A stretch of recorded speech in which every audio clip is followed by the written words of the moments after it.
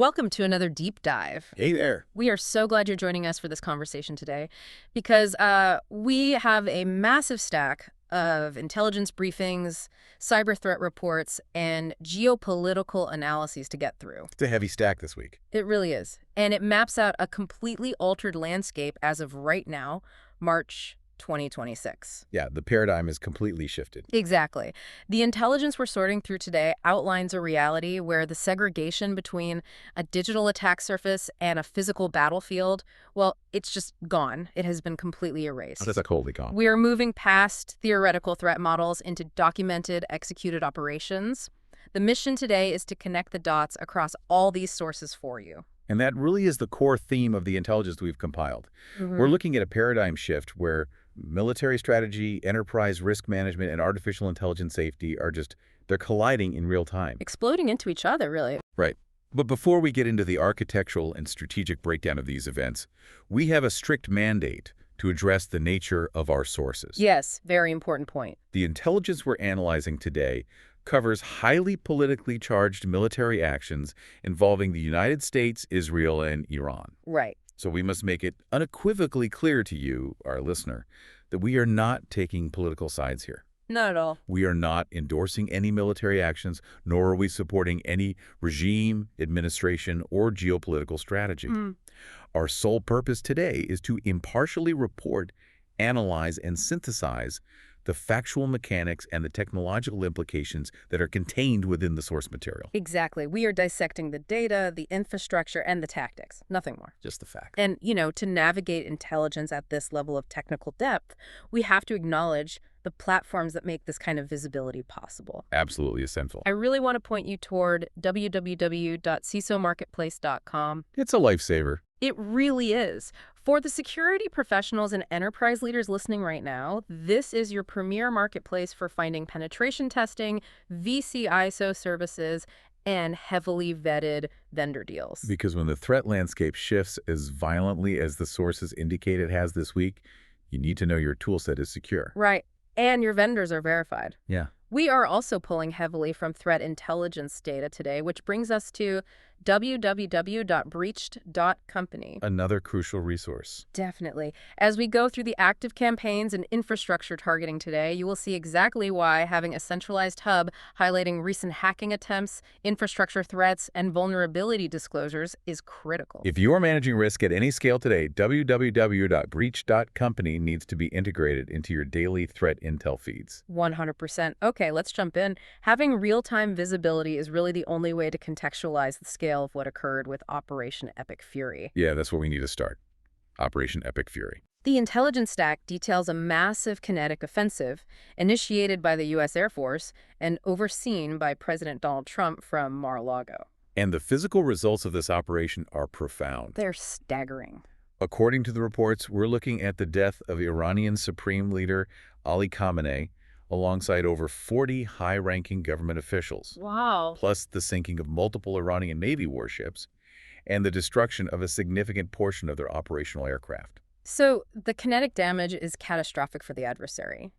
But the architectural mechanics of how the United States executed the strike, that's what security professionals need to focus on. That's the real story for us. Based on the Pentagon briefing delivered by Joint Chiefs of Staff Chairman General Dan Kane, the U.S. didn't just, fly in under the radar. No, not at all. U.S. Cyber Command and Space Command acted as the explicit first movers. General Kane openly detailed the strategy of layering non-kinetic effects to precede the physical bombardment. Anyway, we have to pause there. When the chairman of the Joint Chiefs is publicly detailing the deployment of cyber assets to dismantle an adversary's early warning systems. Live television. Right. It fundamentally changes how we model national defense. It changes everything. When General Kane discusses layering non-kinetic effects, what he's describing is the systematic dismantling of an adversary's digital nervous system. Taking out the eyes and ears. Exactly. In a modern theater of war, an adversary relies on an intricate web of early warning radars, command and control communication links, satellite uplinks. Right. So by deploying targeted electronic warfare paired with zero-day exploits against these specific command nodes, U.S. forces neutralize Iran's signal intelligence capabilities. The adversary is literally blinded. Completely blinded. Yeah. They cannot perceive the incoming physical threat. they can't coordinate a localized defense, and they certainly can't launch a counteroffensive. So the cyber operations effectively shape the physical environment to ensure the kinetic strikes face zero friction. That is exactly what happens. But looking at the sources, how much of this was relying on novel zero-day exploits versus pre-positioned persistence within the Iranian infrastructure? That's the billion-dollar question. Right, because if Cyber Command is blinding entire radar arrays across entire theater of operations simultaneously, That suggests a level of embedded access that took months. months, if not years, to establish. The intelligence heavily implies a high degree of pre-positioned persistence. Which makes sense. You cannot spontaneously compromise deeply segmented military networks at that scale in a matter of minutes. It's impossible. No. This requires established command and control infrastructure within the adversary's network. Dormant implants just waiting for an execution signal. Just sitting there in the dark. Exactly. And a highly coordinated fusion of Space Command's satellite-based electronic warfare and Cyber Command's network intrusion capabilities. And the Pentagon is no longer keeping this playbook classified. We're seeing a pattern of loud public acknowledgement of this cyber-kinetic fusion. Yes.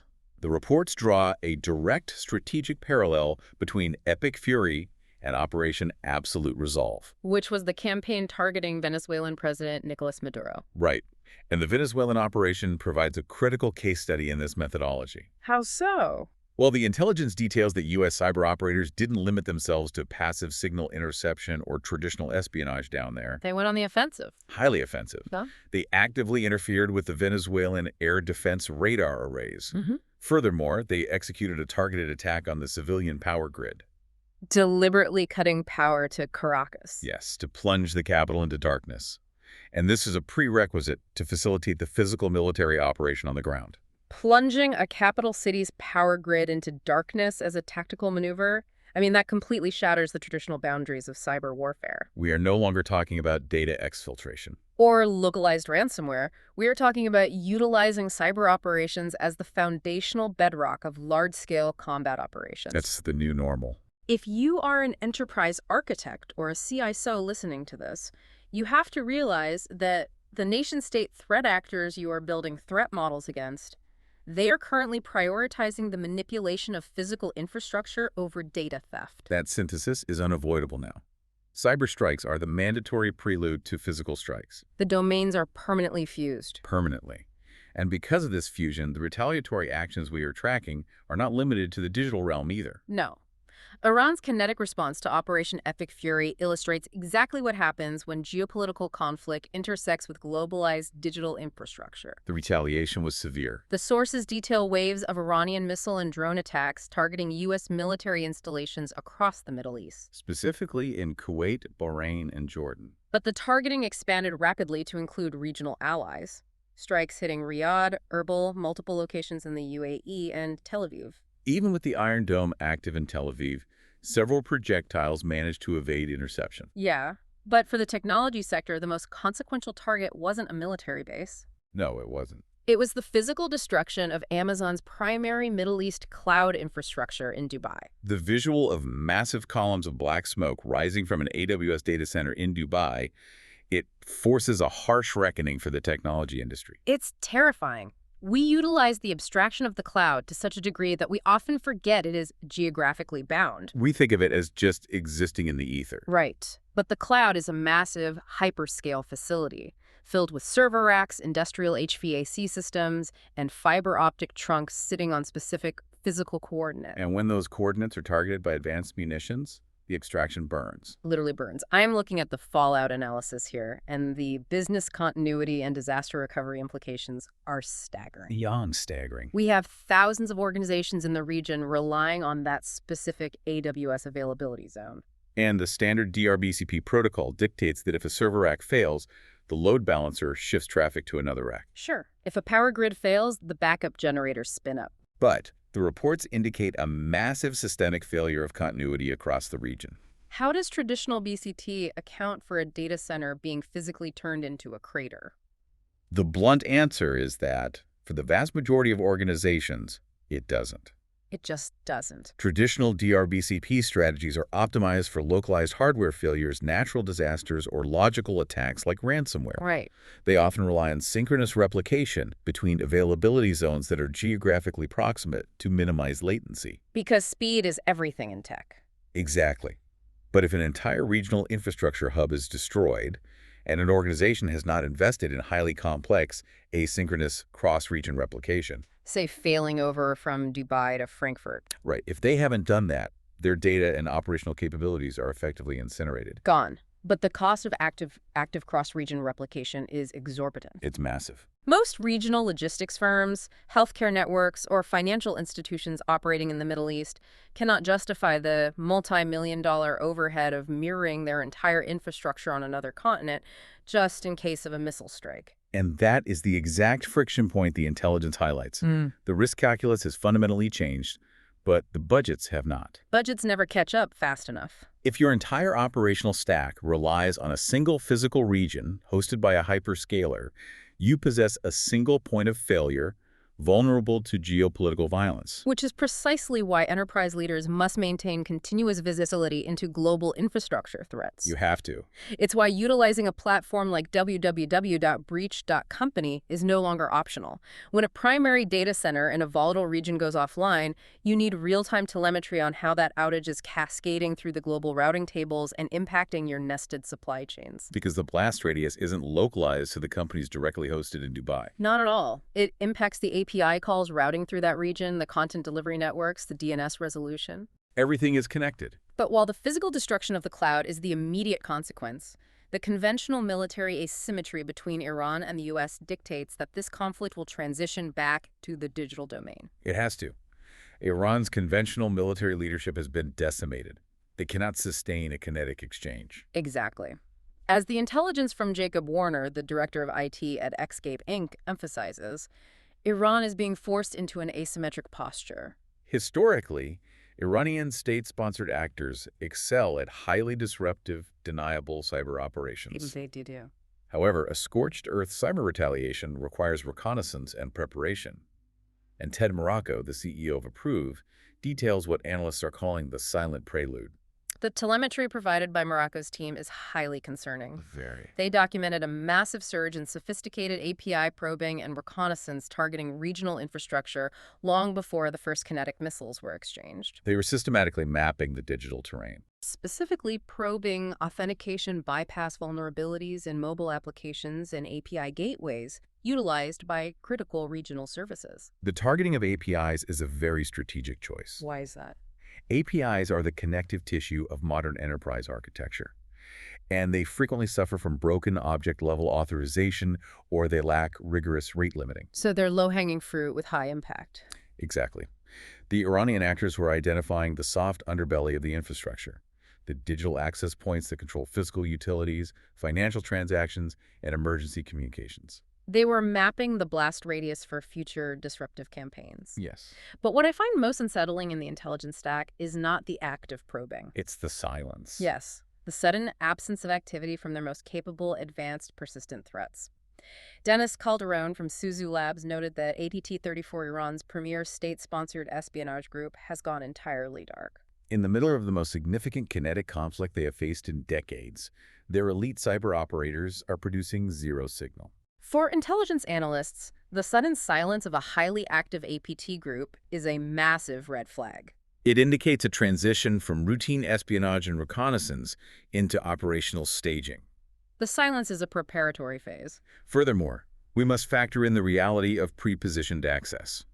Even though Iran suffered massive domestic internet blackouts during the U.S. strikes, their external operational capability remains intact. Because state-sponsored groups maintain command and control infrastructure in neutral or allied third-party nations? Right. Their implants are already dormant within Western networks, merely waiting for an execution beacon. So we have to operate under the assumption of breach. Always. If APT-34 and allied groups transition from staging to execution, Jacob Warner's analysis outlines a very specific, highly destructive asymmetric response. They are not focused on data theft for leverage anymore. No, they are focused on operational paralysis. The intelligence anticipates a multi-pronged scorched earth campaign. We're looking at the deployment of novel wiper malware designed to irreversibly overwrite master boot records. And corrupt data at the block level. Exactly. We are anticipating massive, distributed denial of service campaigns targeting critical gateways. But the most significant threat vector identified in the briefing is the targeting of industrial control systems, or ICS, and operational technology environments. The reports explicitly reference previous campaigns by the Iranian-linked group Cyber Avthreegers. Right, they have a documented history of compromising poorly secured ICS interfaces. If they apply that methodology to the current conflict, we are looking at attempts to manipulate programmable logic controllers, or PLCs. Within water treatment facilities. Yes. Or disrupt the telemetry data of regional energy grids and cripple telecommunications infrastructure. Which is why Dennis Calderon's advice in the briefing is paramount for any security professional listening to this. What did he say? He said, start hunting for anomalous access in your environment now. Don't wait for something to break. That is the best advice you can get right now. Traditional perimeter defenses, intrusion detection systems, and endpoint antivirus are insufficient if the adversary bypassed the perimeter weeks ago using a zero-day API exploit. You have to proactively hunt for anomalous behavioral patterns within your network. Unusual lateral movement, unauthorized privilege escalation, or irregular outbound beaconing to unknown IP addresses. It requires a complete shift to a continuous compromise assessment model. It does. But while enterprise security teams are bracing for a wave of state-sponsored wiper malware, the technology sector itself is grappling with the rapid weaponization of artificial intelligence. This is a huge pivot in the intelligence. It really is. This brings us to the astonishing sequence of events surrounding Anthropic over the past week. The events detailed in the intelligence regarding Anthropic expose the fragility of corporate AI safety frameworks. Especially when subjected to the immense pressure of national security demands and geopolitical conflict. The timeline is incredible. Slay it out. Just hours after President Trump issued an executive order explicitly banning the use of Anthropic's Claude AI within federal agencies. Literally hours later. The intelligence reveals that the U.S. military heavily integrated Claude into the execution of Operation Epic Fury. The DoD was utilizing the model to process massive data sets of battlefield intelligence, Optimizing targeting matrices and synthesizing real-time tactical data. It demonstrates that functional utility and operational superiority will always override executive policy in the theater of war. Always. The military apparatus recognized the sheer data processing advantage provided by the LLM and integrated it into the kill chain, completely disregarding the presidential ban. But the broader implications for the AI industry center on Anthropic's subsequent corporate pivot. Right, because Anthropic's entire market differentiation was built on the concept of constitutional AI. They branded themselves as the responsible, ethically constrained alternative to their competitors. With highly publicized safety pledges, asserting their models would never be utilized for military applications or kinetic harm. And according to the reports, that entire ethical framework collapsed under the weight of a $200 million defense contract ultimatum. The Pentagon essentially forced Anthropic to choose between its ethical branding and its financial survival within the defense industrial base. And Anthropic opted for the latter. They quietly scrubbed their flagship safety pledge and issued a statement that they can't make unilateral commitments. This marks a watershed moment for the artificial intelligence industry. It confirms that the concept of self-regulation through corporate safety pledges is entirely hollow. Geopolitical realities and the immense capital of defense contracts have definitively established that foundational models are dual-use military technologies. And they will be deployed as such, regardless of the developer's original intentions.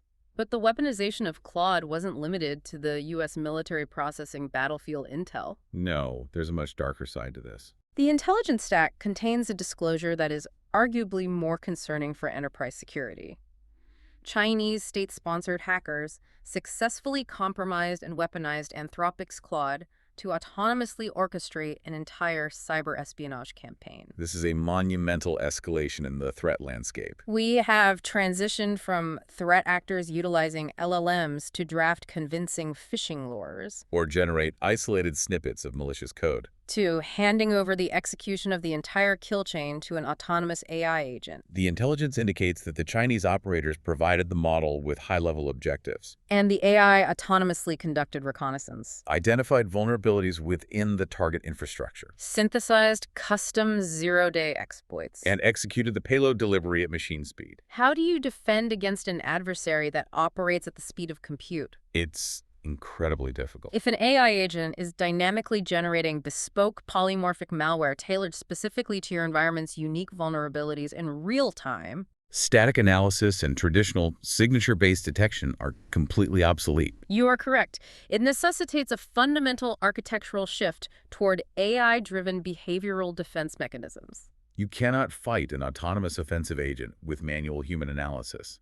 The reaction time is simply too slow. But the vulnerabilities associated with AI are not limited to state-sponsored weaponization. We also have to address the massive supply chain risks introduced by the rush to adopt AI-assisted development tools. Yes. The checkpoint research included in the briefing highlights a terrifying vulnerability in Claude Code, Anthropic's AI coding assistant. They discovered a critical remote code execution vulnerability, designated CVE 2025-59536. To understand the severity of this vulnerability, we really need to look at the execution mechanics. Right. When a developer initiates Claude Code with a maliciously crafted configuration file, the RCE executes instantaneously. It bypasses the standard security trust dialog box entirely. The arbitrary code execution occurs before the developer even has the opportunity to review or approve the prompt. It is a zero-click compromise of the developer's workstation. If a developer clones a repository containing that malicious configuration and simply opens the tool, Their machine is compromised, their credentials are stolen, and the enterprise's source code repository is breached. this is the definition of a supply chain nightmare. And it is exactly why I urge you to utilize www.cisomarketplace.com. You cannot trust the default security posture of these rapidly deployed AI development tools. You need to engage independent penetration testing firms, which you can seamlessly source through the CISO marketplace, to rigorously audit these tools and identify vulnerabilities like CVE 2025-59536 before your engineering team integrates them into your production pipelines. A rigorous third-party security audit of all AI integrations is absolutely essential right now. The attack surface is expanding too rapidly to rely on vendor assurances. And speaking of the fragility of vendor assurances, the intelligence stack provides a brutal postmortem on the global internet outage that occurred on November 18th, 2025. This event perfectly illustrates the concept of the glass jaw of the internet. Unlike the physical destruction in Dubai, or the sophisticated AI-orchestrated espionage, the Cloudflare outage was a purely logical failure. It wasn't a nation-state attack. No, it was a self-inflicted wound caused by a localized configuration error made by a single Cloudflare engineer. Yet the cascading failure brought massive segments of the global digital economy to an absolute standstill. The blast radius of that single configuration error is a testament to the hypercentralization of modern internet architecture. The intelligence details a massive loss of service across vastly different sectors. Foundational AI models like ChatGPT and Claude went offline. Major consumer platforms like Spotify, X, DoorDash, and Uber Eats were entirely inaccessible. But the disruption extended far beyond consumer convenience. The real-world physical implications were immediate. McDonald's self-service kiosks globally ceased functioning, Enterprise daycare check-in applications failed. creating massive logistical chaos as parents could not digitally authenticate to pick up their children. Which is terrifying for parents. And most critically, the outage crippled the Personnel Access Data System, or PAS. Which is the secure infrastructure utilized for mandatory background checks at nuclear power plants. When a single configuration error at a content delivery network prevents personnel from authenticating at a nuclear facility. We have to critically reevaluate the architecture of global connectivity. The irony that Down Detector itself was rendered inaccessible because it relied on the very infrastructure that failed. It perfectly encapsulates the absurdity of these deeply nested dependencies, This brings us to the analyst's critique of modern vendor risk management. which they bluntly categorize as theater. Theater.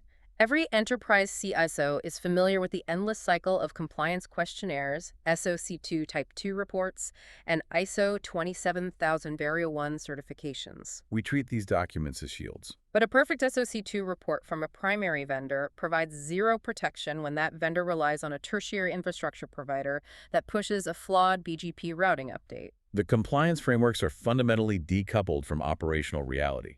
Traditional vendor risk management assesses the primary vendor's internal controls, but it almost entirely ignores the deeply nested supply chain dependencies. And this is not an isolated incident. The intelligence explicitly links the Cloudflare event to the Microsoft Azure front door outage. And the catastrophic CrowdStrike blue screen of death incident, where a faulty sensor update bricked 8.5 million critical systems globally. So, if the compliance questionnaires are theater, what is the actionable solution proposed in the briefings?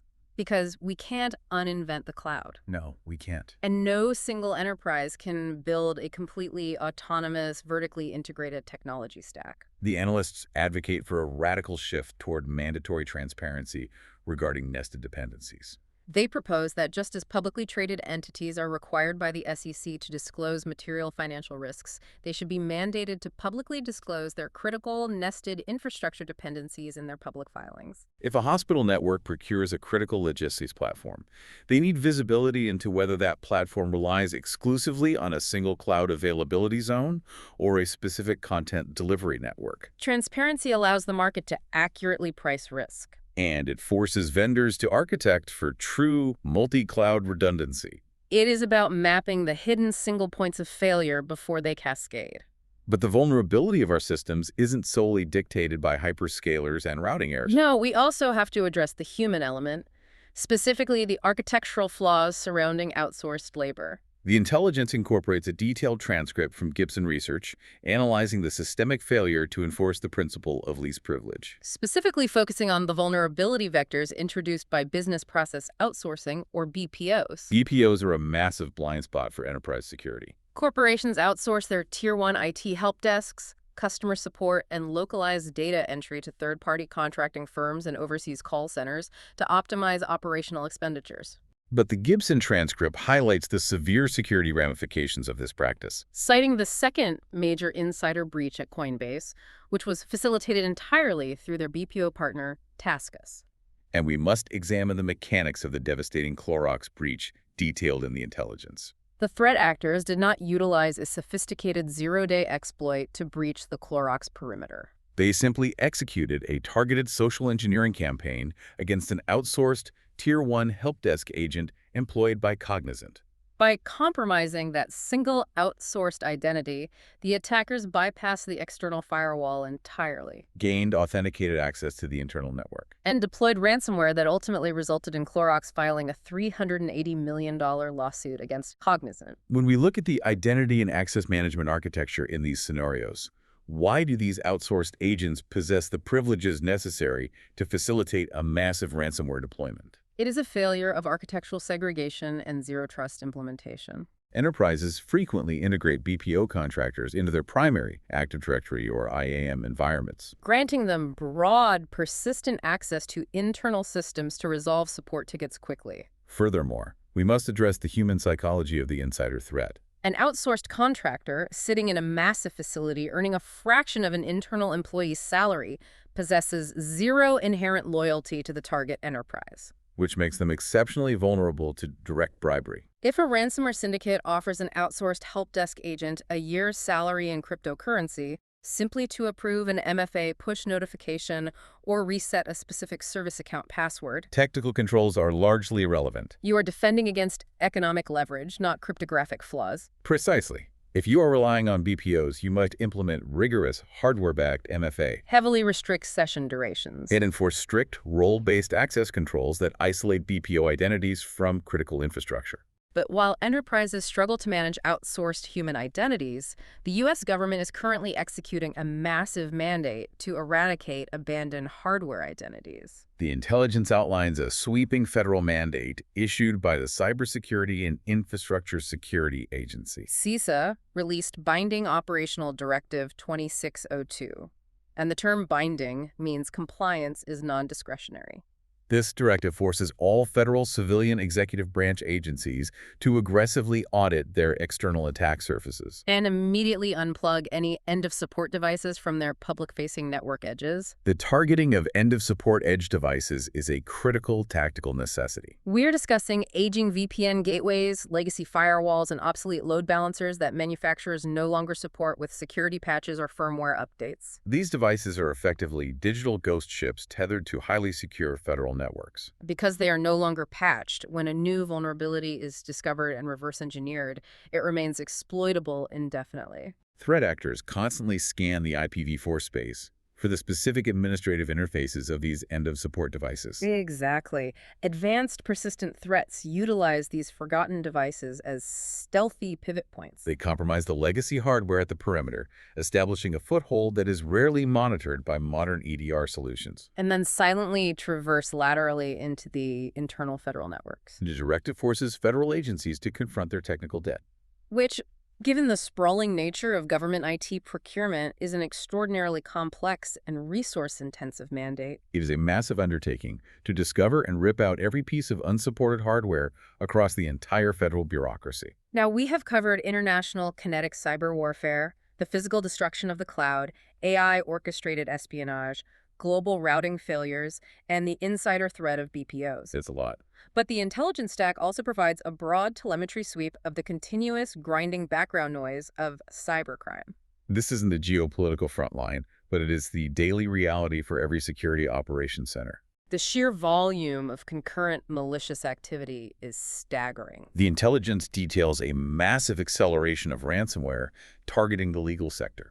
Highlighted by the Incransom Syndicate's successful double extortion attack against the prominent law firm Martin, Kukjati and Tom, LLP. The targeting of legal firms is a highly optimized leverage play. Law firms are repositories of highly confidential, privileged case materials, corporate intellectual property, and sensitive client communications. The double extortion methodology, where the threat actors exfiltrate the data before deploying the encryption payload, weaponizes that confidentiality. If a law firm's proprietary data is published on a dark web leak site, the reputational and legal liability is catastrophic, dramatically increasing the probability of a ransom payout. It is an extortion model built entirely on the threat of regulatory and reputational ruin. Simultaneously, the Department of Justice's recent seizure of $580 million from an industrial-scale cryptocurrency fraud operation reveals how everyday cybercrime has adopted corporate organizational structures. The intelligence refers to it as a factory model. We are looking at massive, highly organized syndicates utilizing malware-as-a-service platforms to deploy e-skimmer kits across thousands of vulnerable e-commerce sites. They are leveraging AI to automate highly sophisticated purchase scams and drain consumer savings at an industrial scale. It is a fully mature, automated criminal economy. The industrialization of exploitation also extends to the most vulnerable demographics. The intelligence highlights the UK government's unprecedented 2026 consultation on online safety, which proposes severe interventions, including potential legislative bans on social media access for users under 16 and mandated daily screen limits enforced at the device level. When you cross-reference the UK's legislative push with the intelligence reports on decentralized online ecosystems like the COM and the 764 network, the necessity for intervention becomes terrifyingly clear. These are highly sophisticated decentralized networks, where digital predators utilize the communication channels within popular multiplayer video games and specific social media algorithms to groom, extort, and rapidly radicalize minors. The fact that Europol has had to launch a dedicated global task force, Project Compass, simply to attempt to map and dismantle these violently predatory networks. It illustrates the dark reality of unregulated digital spaces. The regulatory landscape is fracturing rapidly in response to these compounding threats. The intelligence details a massive wave of state-level privacy legislation, with Alabama recently enacting aggressive new data protection statutes. This is running parallel to a surge in devastating biometric privacy class action lawsuits, many of which have been triggered by retail cannabis dispensaries improperly storing customer data captured through mandatory ID scanners. The cannabis industry is facing a massive, unprecedented compliance crisis. The intelligence outlines the looming federal cybersecurity deadlines triggered by the DEA's rescheduling of cannabis to Schedule 3rd. Overnight, an entire industry built on localized, heavily siloed IT infrastructure is being forced to comply with rigorous federal cybersecurity standards and data protection mandates. That they were fundamentally never architected to meet. It is a regulatory nightmare for those network administrators. And amidst all of these strategic and regulatory shifts, the fundamental task of vulnerability management never ceases. The threat intelligence briefings mandate immediate remediation for several critical vulnerabilities currently being actively exploited in the wild. Let's run through the critical CVEs flagged in the telemetry. Security teams must immediately identify and patch the remote code execution vulnerabilities in the Acme Cloud Platform API gateway. Specifically CVE 2026-2956 and CVE 2026-2873. You also need to verify your mitigating controls for the critical RCE and Apache struts, designated CVE 2026-2874. And for the engineering teams rapidly deploying AI models, you must audit your infrastructure for the Gradio Oath vulnerability, CVE 2026-28457. Which threat actors are actively utilizing to hijack authentication flows and redirect users to malicious infrastructure? The patching cycle is relentless. It is a continuous operational grind that requires dedicated resources, automation, and precise threat intelligence. Which is exactly why I want to emphasize the importance of our sponsors one final time. To navigate this incredibly volatile, deeply technical threat landscape, you need the right tools and the right talent. Go to www.cisomarketplace.com to source the vetted professionals, the penetration testers, and the secure technology required to harden your architecture. And you must integrate www.breached.company into your daily operational awareness so you have real-time visibility into the infrastructure threats and active exploits targeting your sector today. Essential resources. Absolutely. Let's synthesize the massive amount of intelligence we have processed today. The reality of March 2026 is defined by the absolute collapse of boundaries. We are operating in an environment where U.S. Cyber Command systematically blinds early warning radars before kinetic munitions are deployed. We are facing a reality where an autonomous AI agent can be weaponized by state-sponsored actors to orchestrate a complete espionage kill chain at machine speed. And perhaps most sobering, we have realized that the physical destruction of a hyperscale data center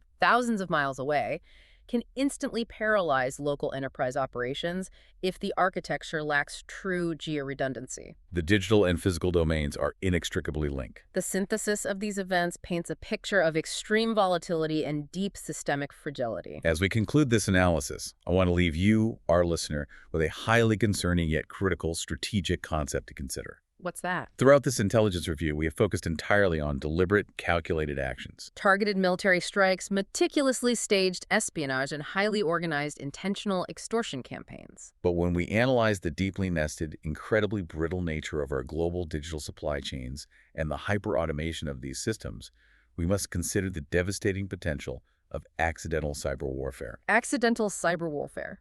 Global alliances are fracturing, and nation-states are aggressively embedding dormant malware, logic bombs, and sleeper implants deep within shared open-source code repositories and critical global cloud hypervisors. They are lying in wait, pre-positioned to target specific geopolitical adversaries. The blast radius of a miscalculation in that environment is incomprehensible. Precisely. What happens when a highly destructive, AI-driven retaliatory protocol, a protocol designed to execute autonomous wiper malware across a nation's energy grid, is accidentally triggered? Not by a deliberate act of war. Not by a verified kinetic strike. But by a simple configuration error made by a civilian engineer pushing a routine update to a localized routing table. In an ecosystem that's deeply interconnected, heavily armed, and hair-trigger volatile, the next apocalyptic global outage might not be a declared act of war at all. It might simply be a geopolitical typo. A geopolitical typo that cascades through the global routing tables and initiates an automated,